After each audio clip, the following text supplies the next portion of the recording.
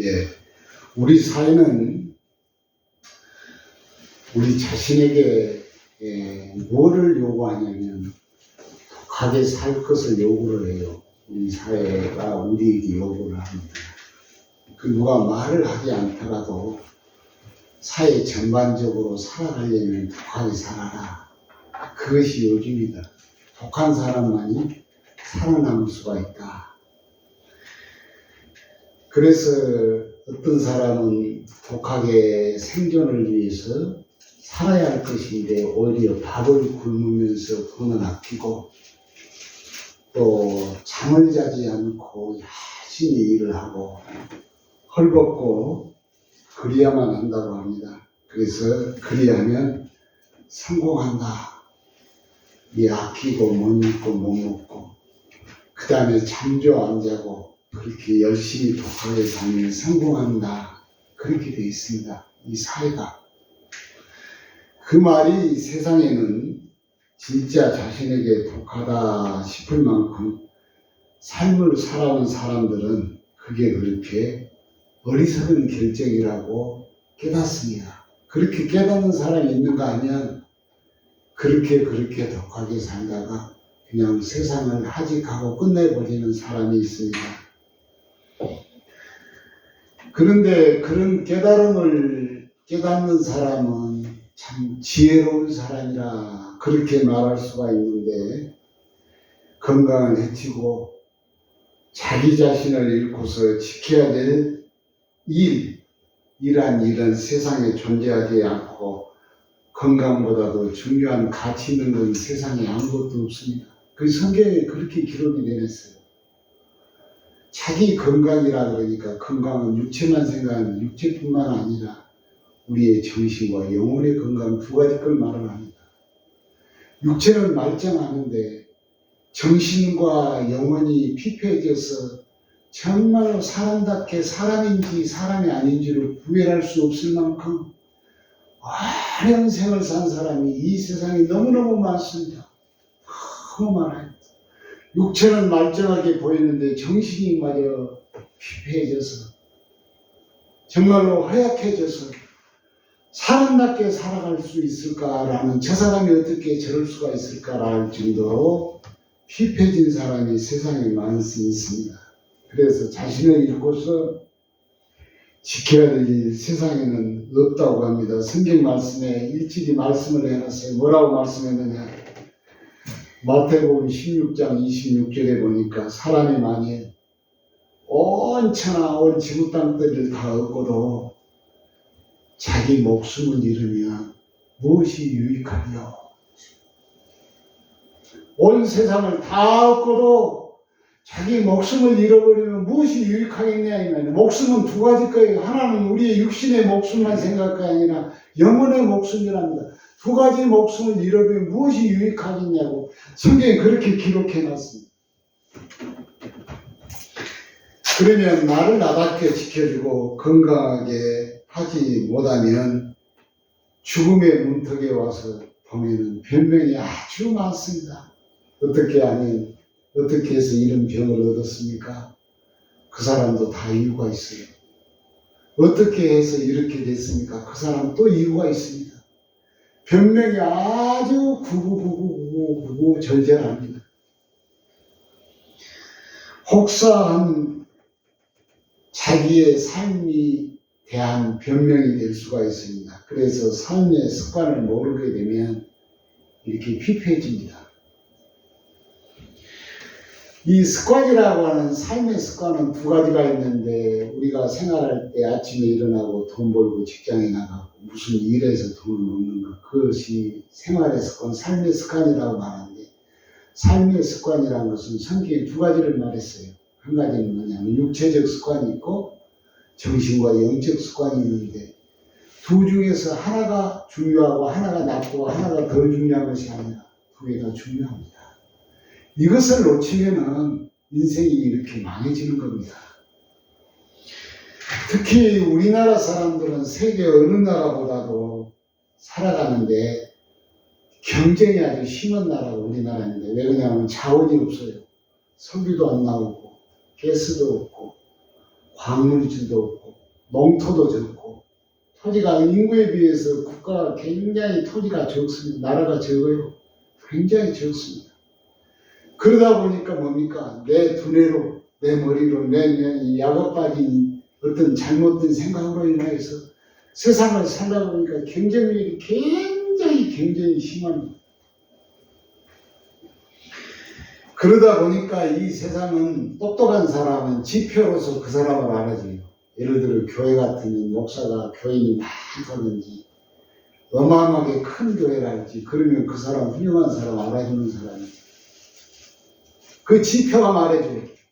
아니면 돈이 많은 사람이 있으면 그 사람을 굉장히 돈 많은 사람 그 사람 알아줍니다.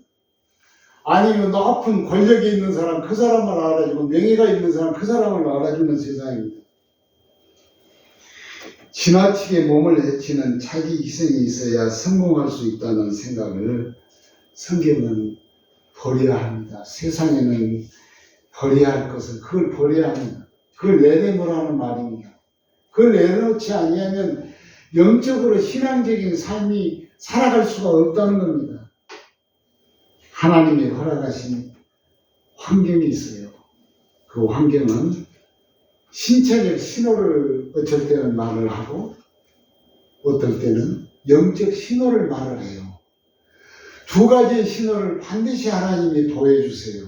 어떤 사람은 육체적 신호만 보낸다고 그러는데 그게 아닙니다. 하나님은 반드시 두 개의 신호를 보내주세요. 육체적 신호와 정신과 영적인 신호 두 가지 걸 반드시 보여주세요. 우리의 삶의 환경 속에서.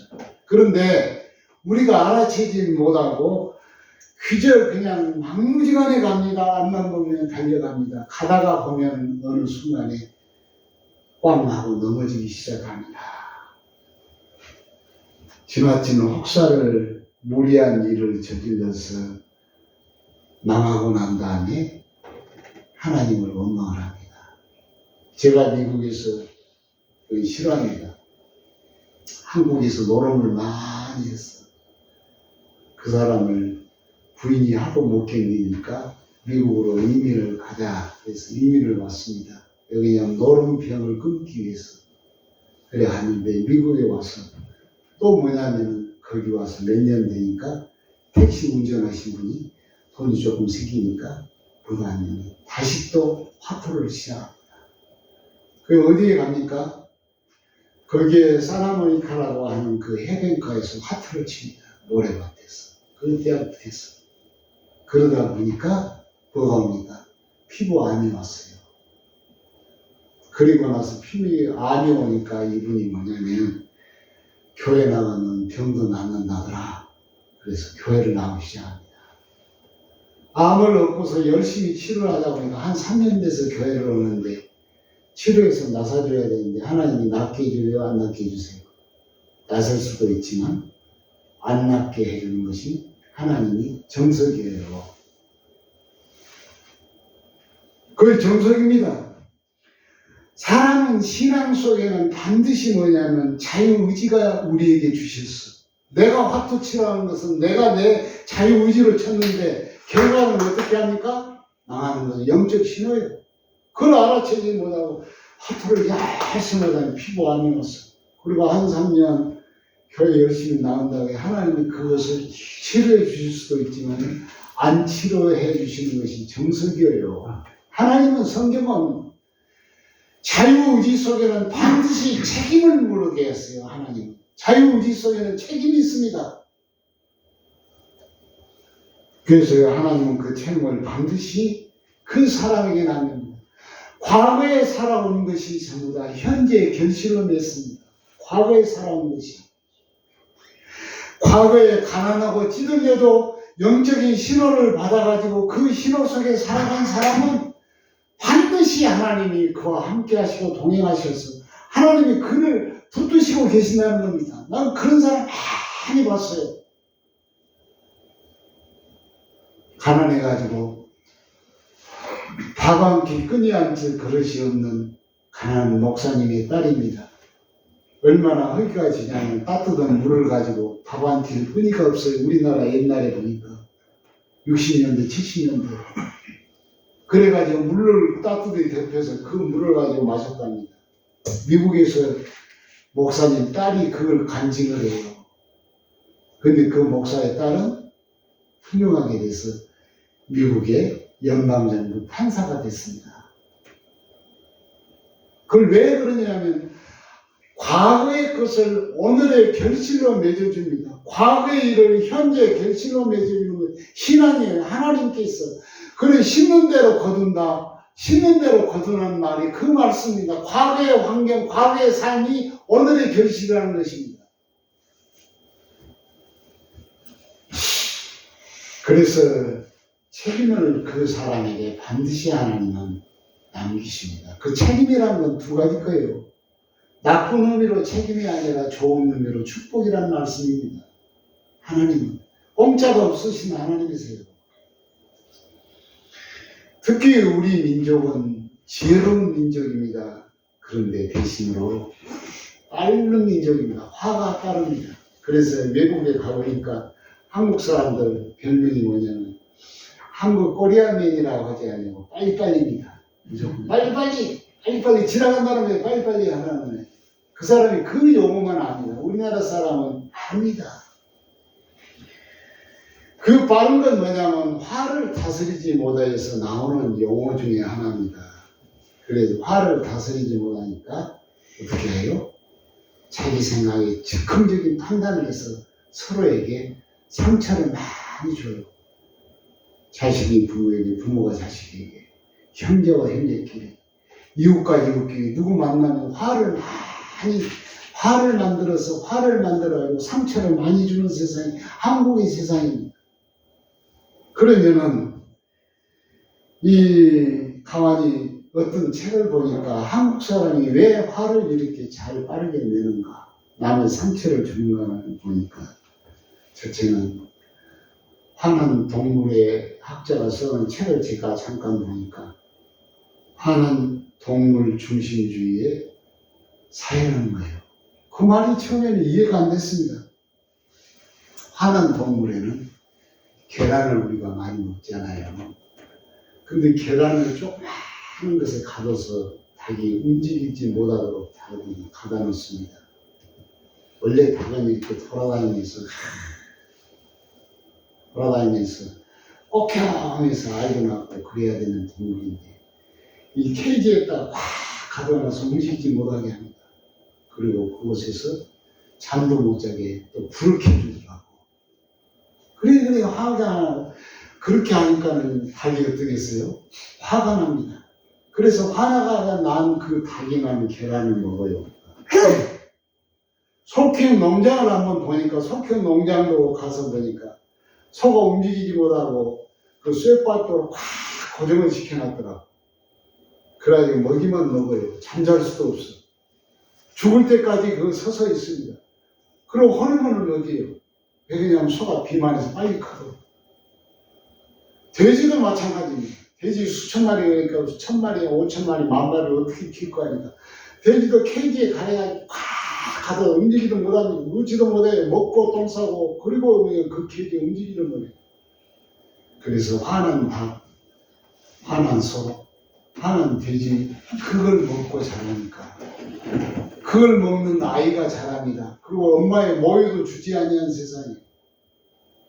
그래가지고는 그 화난 소가 난 그 젖을 먹고 자라는 이 세상이 돼버려서 이 세상은 이와 같이 화로 인하여서 시작되는 먹이가 화를 인하여서 먹는 먹이를 먹으니까 우리는 빠르게 화를 낼 수밖에 없어요. 또 소를 잡을 때 그 책에 보니까 도살장에서 소를 잡을 때는 뭐예요? 소방서가 싼 그 어마어마한 물을 소 입에다가 호수를 넣어가지고 팍 싸니까 소가 죽는다고 해요. 이런 것을 좋아하고 먹고 자란 우리입니다. 그래서 우리 사람들은 분노 조절이 잘 안 돼요. 특히 우리나라의 정신질환자는 그 무서운 나르시스트 정신병이 있습니다. 나르시스트라는 것을 보면은 그 설명을 하면 깁니다. 근데 그 정신병자가 우리나라의 세계에서 5위입니다. 5위. 그 정신을 가지고 있는 사람이 아마 우리 중에도 있을 수도 있어요. 이것을 봐서 얼마나 무서운 세상을 사는가에 우리는 알아야 합니다. 그럴 때 그런 사람을 만나면 우리는 어떻게 해야 합니까? 제가 이번에 한강 버스를 타고 가만히 도로에 흐르는 물을 봤습니다. 변함없이 물이 도로에 흐르는 것을 봤어요. 그리고 밤이 되니까 마치 달이 이렇게 둥근 달이 탁 있습니다. 개를 데리고 오는 어떤 사람이 그 유람선 그 버스를 타고 달빛에 비치는 그 한강에 비치는 달빛을 보면 그 개가 왕왕왕왕왕왕 계속 울어요.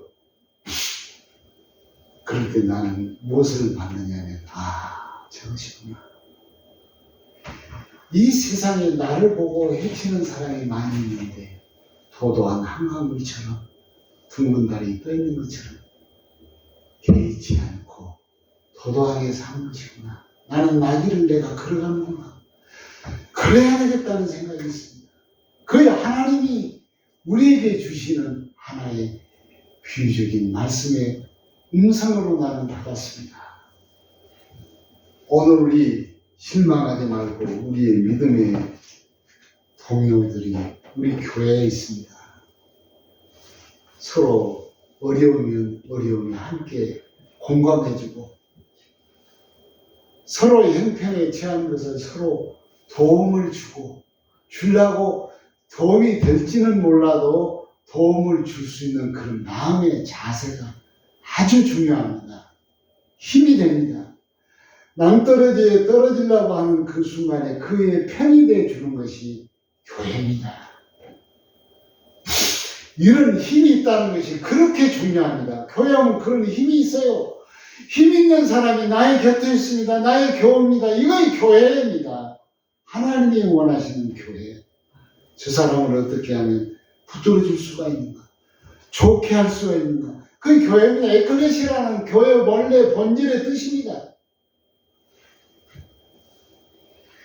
그뿐만 아니라 전능계 하나님이 나의 곁에 계신다 그랬습니다. 전능계 하나님이 내 안에 말씀으로 지혜자로 역사하시고 일하신다. 갈라디아서 요지의 말씀 오늘 성경에 보니까 자세히 핵심이 뭐냐 그것입니다. 그리스도와 연합하라. 믿음을 가지라는 거예요. 연합해라는 말입니다. 믿음을 가지라. 성령도 나오고 우상도 나오고 여러 가지가 뭐냐 그거 다 버리고 하나님과 함께 연합하라. 한 몸이 되라는 거예요. 예수 그리스도 없이 혼자 살지 말고 그리스도와 함께 살게 된 것이 믿음이라는 것을 설명해 놓았어요. 그리스도와 함께 연합해서 혼자 살지 말고 외롭게 살지 말고 하나님과 함께 살라는 겁니다. 그렇게 살면은 그렇게 살게 될 것이 바로 믿음이요 성령이요 성화요 연합이라고 말했습니다. 하나님과 함께 살아가는 겁니다. 함께 계신 하나님이 주님이세요. 뭐가 안 계신 곳이 하나님은 안 계신 곳이 없으세요. 그래서 영어로는 크리스 위스이라고 하는데 크리스 나의 돕는 그분 예수님 그분이 위스이라는 나의 곁에 계시는 하나님. 모세가 나일 강강에 그 설천을 바른 바구리에 떠내려 보냈지만 그 가운데 누가 계셨어요? 하나님이 계셨어요. 모세가 이 70년 전에 자기의 생애를 돌아보니까 하나님이 그 바구니 곁에 계셨어요. 나일 강가에 떠내려가면 거기에 밥밖에 될 수밖에 없는데 거기에 밥이 되지 않도록 하나님이 지켜주셨어요. 아브라함도 마찬가지입니다. 그 블레셋의 사람들한테 죽을 고비를 여러 당합니다. 자기 아내가 너무 미인이라 블레셋 사람이 이 여자는 누구냐 하니까 거짓말을 합니다. 이건 난 누이다. 나 아내가 아니라. 해치고 뭐냐면 자기를 데리고 갈까 싶어서. 그 아내를 데리고 가고 싶어서. 그런 고비, 우리나라 말로는 산전, 수전, 공수전, 낙하전선을 다 겪은 사람이. 근데 그때 누가 계셨냐? 하나님이 계셨어. 하나님 아버지가. 이삭도 마찬가지야. 모리아산에서 자기의 몸뚱아리를 각을 떠서 제사를 드리려 할 때 하나님이 갑자기 나서 아브라함아, 아브라함아, 네 칼을 멈춰라. 그런 이삭이었습니다. 야곱도 마찬가지예요. 얼마나 팔아났냐 합니까? 형제가 자기를 팔아먹었어. 사자굴 속에 뭐냐면 사자가 자기를 잡아먹으려고 그래. 또 팔림을 당합니다. 그리고 난 다음에 하나님이 함께 하셔서 애굽의 총리가 됩니다. 하나님은 그렇게 역사하신 하나님. 그 하나님이 우리의 곁에 늘 계신다는 겁니다. 나는 이 하나님을 온 세계 사람들이 이 하나님이 나의 곁에 계신 그 하나님, 나의 곁에 함께 하신 그 하나님을 늘 믿어요. 이것이 성경이 우리에게 고백해 놓은 거예요. 믿음의 사람들이 우리에게 고백해 놓은 말씀입니다. 이 세상에는 예수 믿는 사람들이 이 지구상에는 뭐냐면 10명이면 한 6명에서 7명입니다. 80억 인구 중에 3분의 2가 예수 믿는 사람이 이 성경 통화에서 이 말씀으로 사는 사람이에요. 3분의 2가. 나머지는 뭐냐면 가짜들이요. 우상을 섬깁니다. 짐승을 섬깁니다. 나무를 섬깁니다. 또 어떤 것을 섬겨요? 돈을 섬깁니다. 자기의 권력을 섬겨요. 자기를 섬기는 사람도 또 있어요. 우리나라는 조상을 섬기는 것도 많습니다. 조상 신이 있다고 그랬어요. 그런 건 없습니다. 우리나라만 있습니다. 그런 건 없어요. 우리나라만 있어요. 그게 문화입니다, 문화. 우리나라만 있어요. 조상이 돌아가셨는데 그 신이 나를 와서 뭘 해줍니까? 하나도 없어요. 그래서 그리스 위스이라고 합니다. 주님이 위스 나의 곁에 늘 함께 하신 주님. 그 주님이세요. 그 다음에 또 한 가지는 뭐냐면 그리스 인미라고 합니다. 인미, 내 안에 계신 하나님, 나의 안에 계신 그 하나님을 말씀했습니다. 그 예수 그리스도가 늘 함께 하십니다. 이것이 놀라운 것입니다. 그리스도께서 내 안에 계시고 내가 그리스도와 함께 내가 하는 모든 못난 짓거리 아니었어요. 세상에 보니까 성경에 일배되는 못난 짓거리 많이 하며 살았습니다. 잘난 척하고 많이 살았어요. 그 모든 결정에 그리스도가 함께 계십니다. 때로는 그리스도께서 내 안에 계신 그리스도가 인상을 야 그렇게 하면 안 되는데 못난 짓거리 많이 했어요. 그런 결정에도 책임을 누구에게 묻습니까? 나에게 물어. 나에게. 그게 성경입니다. 성경. 예수로 인하여 죽음을 이긴 것 같이 우리도 삶이 예수와 함께하는 삶이 되겠습니다. 그러면 무슨 경건해야 되고 어찌해야 되고 밥을 굶으면 잘 되고 그런 것이 아니라 그리스도와의 관계입니다. 관계. 인격적 관계. 그 관계 속에서 우리는 믿음으로 우리는 살아야 할 것을 말씀합니다. 말씀을 마칩니다.